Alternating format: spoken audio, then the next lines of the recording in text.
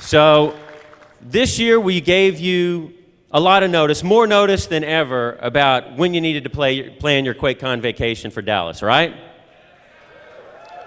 Well, we're looking forward already. You guys, do you think that QuakeCon 2008 is a good idea? Do you like the Anatole Hotel? Are you ready to book your flights?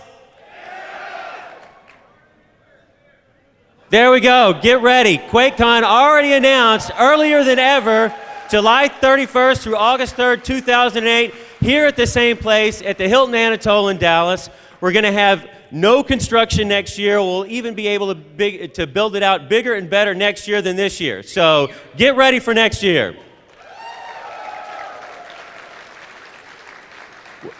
Next year is still a year away, and we're not done, we're barely halfway done with this year so far, right? Because I know you guys have had an opportunity to play a lot of cool stuff over in the BYOC, including Enemy Territory Quake Wars, right? You guys enjoying the Beta 2 build? The opportunity to get it and play it on the biggest LAN in the world right now, nowhere else? Right? Well, in addition to that, as you know, and we'll be seeing the finals up on this stage on Saturday night, NVIDIA is giving away $50,000 to the winners of the NVIDIA Enemy Territory Quake Wars tournament, the first Enemy Territory Quake Wars tournament in the entire world. So a big hand for those guys.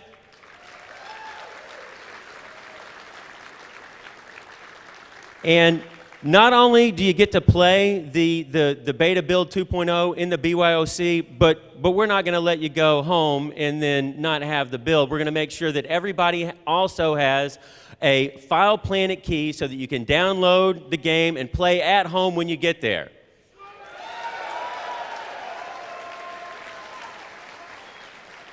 Now, I know you guys are big fans, so I expect there's some people that are already on the File Planet beta out there in the audience, right? Well, I want to extend the gratitude on behalf of Activision, id Software, and Splash Damage for you guys helping us to test the game and get it ready for release. And that has really helped us out because the feedback that we've gotten from you guys has been enormously helpful. And so for that, I want to say thanks. And if you're interested in more information about the game, I want to let everybody know and remind you that you can go to the Enemy Territory website. It's enemyterritory.com/community. And so you can go check out all the stuff for Enemy Territory that I have on the website, as well as, even though you can play the PC build in the BYOC area, and we're gonna let you take it home effectively and play it once you get home, but we also have the 360 build that you can go and check out in the Activision booth over in the sponsor area, so make sure you get a chance, or if you get a chance, to go by and check that out as well. I want to build up some excitement with a little bit of Enemy Territory visuals, so just take that in for a second.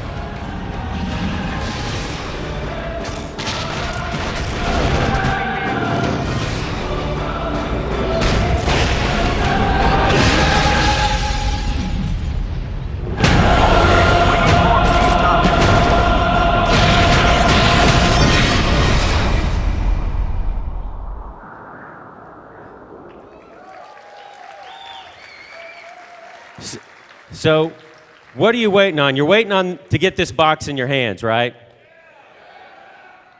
And when are you going to get it in your hands? When it's done, that's right. That's a good answer. But I'm going to up the ante here and tell you when you're going to get it on the store shelves, October 2nd. All right, so you guys get ready, bombard the GameStops, the Best Buys, everybody, and go and make sure that if you haven't reserved your copy already, that you do so. It's going to be, if you haven't played it yet, make sure you play it, and if you haven't pre-ordered it yet, make sure you pre-order it. Now,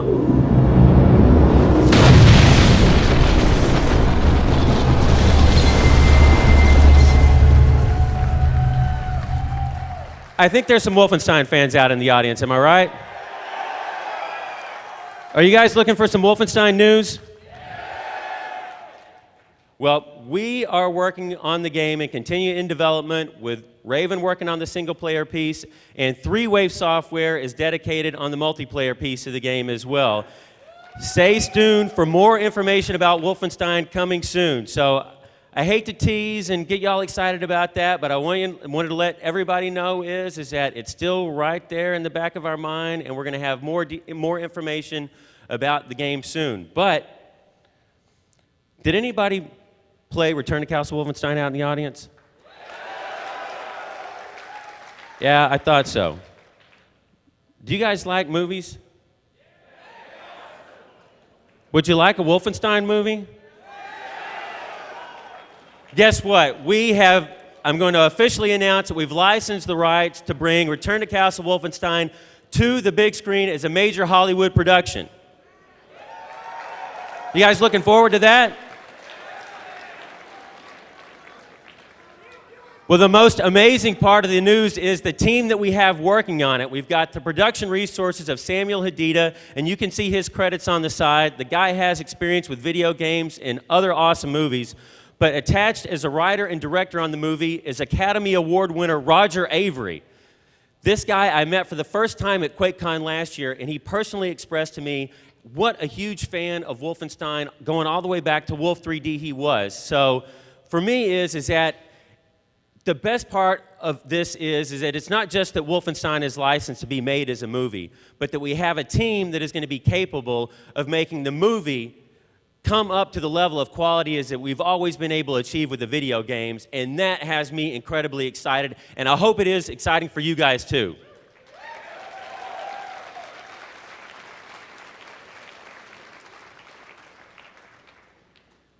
Now, I know we've got a bunch of fans out there who have played literally all of the id games. Going back, anybody out there played Keen? So Keen fans out there in the audience. Sort of tough to make Keen run on Vista though, huh? Got all those sound card issues and all that. And if you wanted to go out and buy a copy of Quake 2, where did you get it? eBay. There you go. Because it's not carried on store shelves anywhere. You can't find any of the mission packs. And unfortunately, we haven't been able to come up with a solution to be able to allow those games to be downloaded from our store or be able to work on modern platforms until now. We've partnered up with the guys at Valve to make all of these games available on Steam. Starting immediately after the press conference, all the way from Resurrection of Evil back to the classics of Keen, and they all work on the modern operating systems with no kludge, no mess.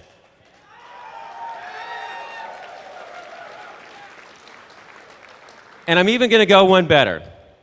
Valve's work is helping us out on this, and at the end of the press conference, there's going to be these little coupons, and you can't read it because the font is make your eyes bleed.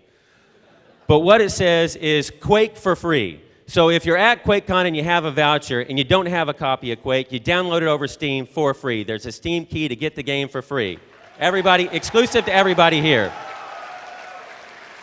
Not only that, but there's also another coupon for $10 off what we're calling the id Super Pack, which includes every game you see up on the screen here, and is normally $70 or $69.95. You'll be able to get it for $59.95. So if you're an id collector, your games don't work, you lost a disc, you left them in your mom's car, and they got, the baby poured milk on them, and they're all destroyed now. Now you can get everything for $60, exclusive to QuakeCon. Thank you guys for coming out. That's what that is.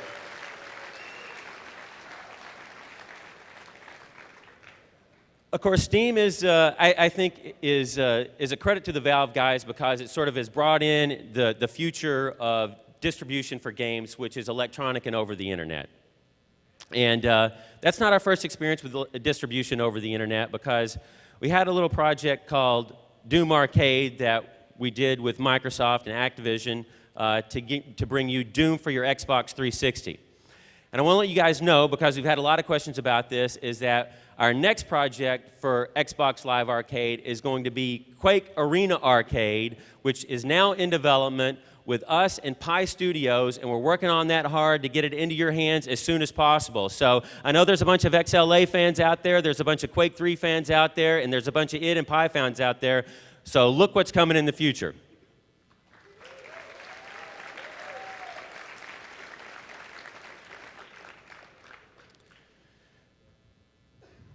You guys recognize that logo?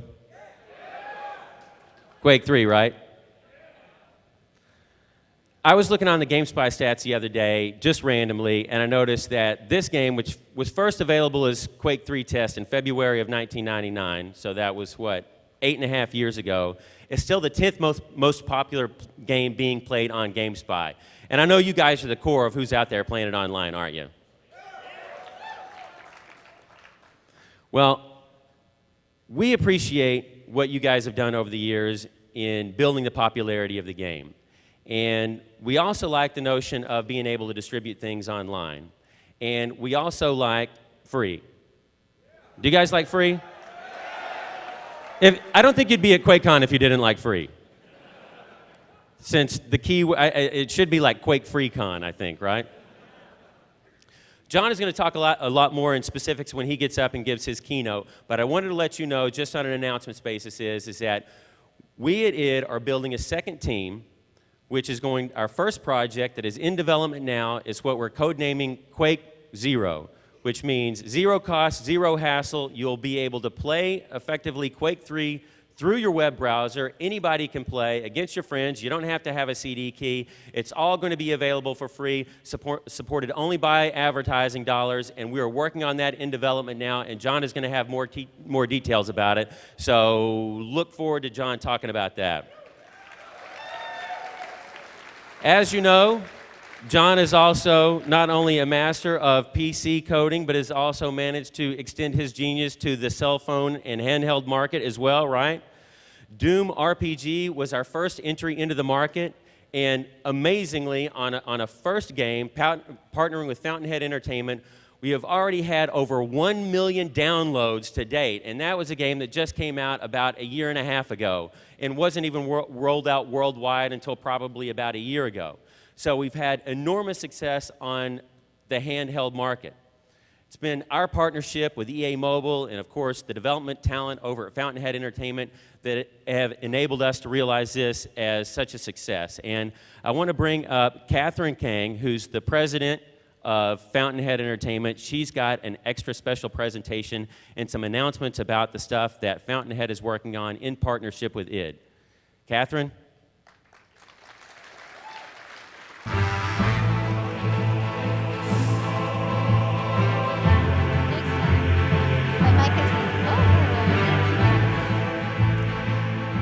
Thanks, Todd. QuakeCon has a tradition. It's a place where we meet friends. It's a place where we get to check out new software and hardware that you can never see anywhere else other than here first. It's also a place to get really cool loot, and the tradition continues. We're here to show you Orcs and Elves 2, which will be in the market the end of this year. You can get it on your cell phone. Orcs and Elves 2 is a sequel to a multi-award-winning title, Orcs and Elves. It won Mobile Game of the Year 2006. It won Best Games Village Voice 2006. It has so many awards I can't even really list all of them right now, but Orcs and Elves 2 is going to be available on your mobile at the end of this year. But the really exciting news is that Orcs and Elves is now going to be available for the holiday season on the DS. Woo! Okay. Now, to follow tradition, we're going to unveil a little kind of little peek show for you guys on the DS development. Can we have the lights go down a little bit? Thank you. To give you a little bit of a background on the game story is you play a half-elf, and you're on your way to visit King Brahm. He's a well-known dwarven hero of the Godless Lands, but when you get there, you discover that the dwarven kingdom has been attacked.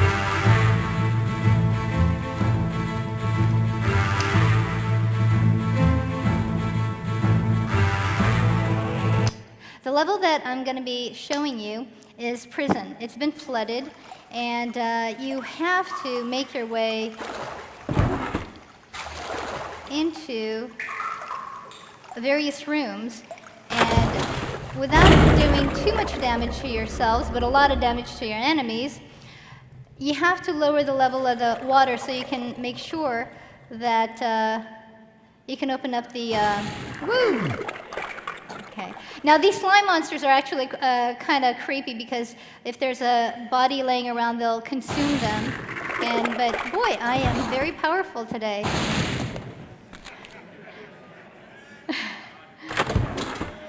Now, one of the things that you'll see in this game is, and I have to kind of admit here, I cheated. You normally wouldn't see that many powerful weapons, but I have at my disposal the flaming sword, which I absolutely love, so I'm going to use this right now. One of the cool things about this game that we had a lot of fun is it kind of brought back a lot of kind of D&D game memories. Finding treasure, getting lots of cool monsters to slaughter, and let's see.